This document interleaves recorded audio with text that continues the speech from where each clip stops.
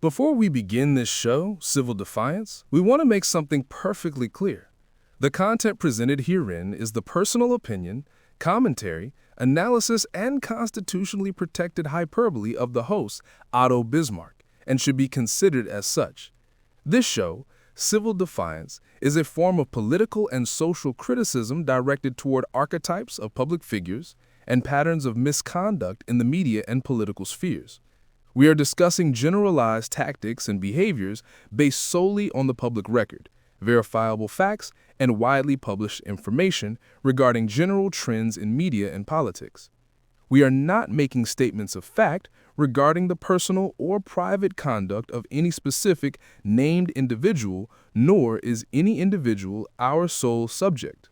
We make no representations or warranties, express or implied, as to the completeness, accuracy, or reliability of our opinions or commentary on these archetypes. If you are seeking facts, consult the primary source documents. If you are seeking robust, volatile, and unapologetic criticism of the forces that undermine liberty, welcome to Civil Defiance. Welcome to Civil Defiance. I'm Otto Bismarck. The Constitution sets a minimum age of 35 to run for the highest office in the land. The founders, in their wisdom, decided that the immense power of the executive required a minimum standard of maturity, experience, and stability of character. They guarded against the caprice and impulsiveness of youth, but they committed a profound omission. They failed to guard against the incapacity and inevitable decline of advanced age. Today, the political system is a gerontocracy, a government ruled by the old. This is not about experience. This is about biological, verifiable decay. We are currently governed on both sides of the aisle by men and women whose physical and cognitive processing power is verifiably below that of the national average for high-level, complex decision-making roles. This is a uni-party problem, where both major factions present candidates whose age is, in my opinion, a clear and present danger to the Republic. We need a maximum age limit for the presidency for the exact same reason we need a minimum one. The job demands a level of physical and cognitive acuity that is not guaranteed, and in fact is increasingly unlikely beyond a certain point in the human lifespan. Let's start with the logic of the minimum age. The founders recognized that the executive must have had sufficient time in public life to build a reputation and understand national interests. 35 was an arbitrary, yet rational floor. The debate for a maximum age is not arbitrary. It is driven by modern, verifiable scientific fact. When the Constitution was written, the average life expectancy was far lower. The idea of a man taking the oath of office in his late 70s or 80s and surviving a full term with full mental capacity was almost unthinkable. It is now commonplace. The argument against a maximum age, that it is ageist and violates the spirit of free choice, is political gaslighting. We have mandatory retirement ages for Supreme Court justices in some states, commercial airline pilots, military flag officers, and air traffic controllers. These are jobs that require immediacy, split-second judgment, and the management of high-stakes risk. The presidency is all of these, magnified by a factor of 1,000. If you cannot pilot a plane at age 65, I contend you should not command the nuclear arsenal at age 80. The issue is not just longevity, it is cognitive endurance. The modern presidency is a 24/7 mental and physical marathon under immense stress. It requires high working memory, the ability to rapidly synthesize complex information, and inhibitory control, the capacity to stop yourself from saying or doing something impulsive, inappropriate, or damaging.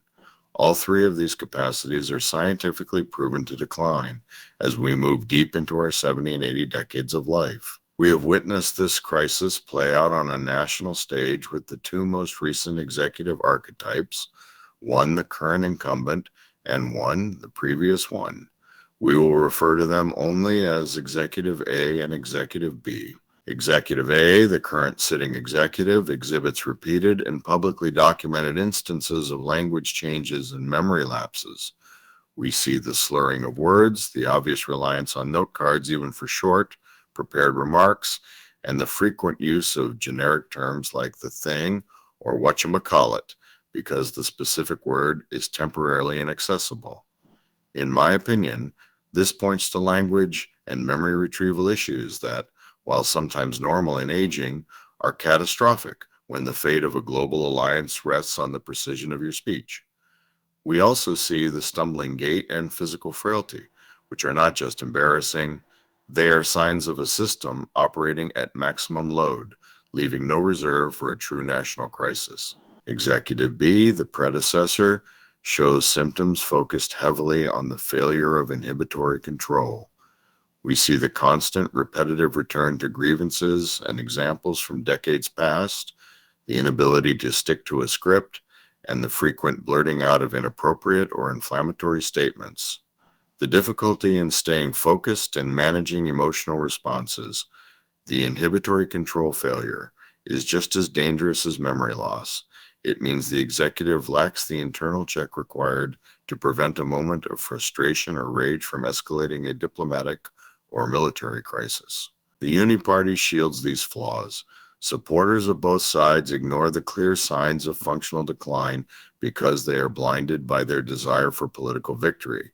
They would rather install a cognitively impaired puppet than risk losing power, and that, I contend, is the ultimate treason.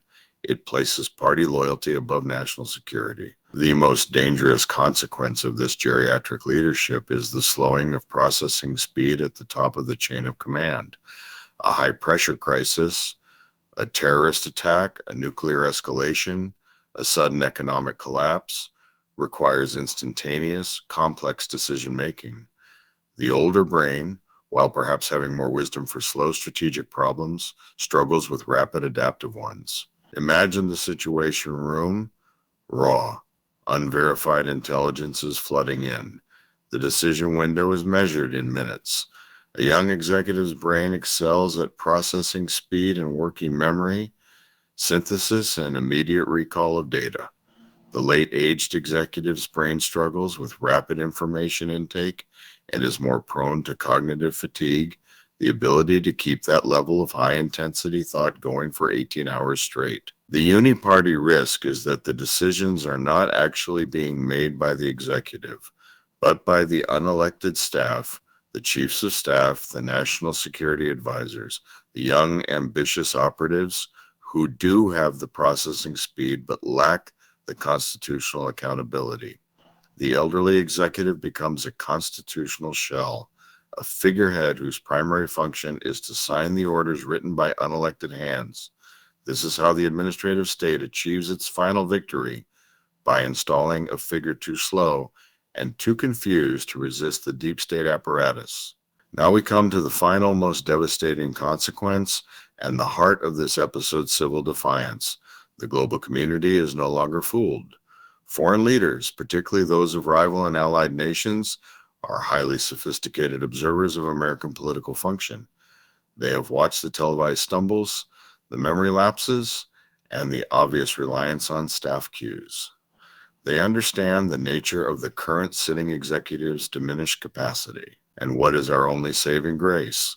The horrifying reality is that the world leaders understand the corrupt, chaotic, and extreme cognitive decline of the current administration, and they are simply ignoring the old dementia-ridden fool of a president, what we have now. They are not engaging the sitting executive directly on critical, sensitive matters unless absolutely necessary. They are bypassing the executive and dealing directly with the Secretary of State, the Defense Secretary, or high-level White House staff. They know that what the executive says on one day may be forgotten or contradicted the next. This is not respect, it is diplomatic triage. They have relegated the highest office in the free world to a ceremonial liability. This is the ultimate insult to the American experiment. The world has looked at the uniparty's choice of leadership and concluded that the office is currently unoccupied by a fully functioning mind.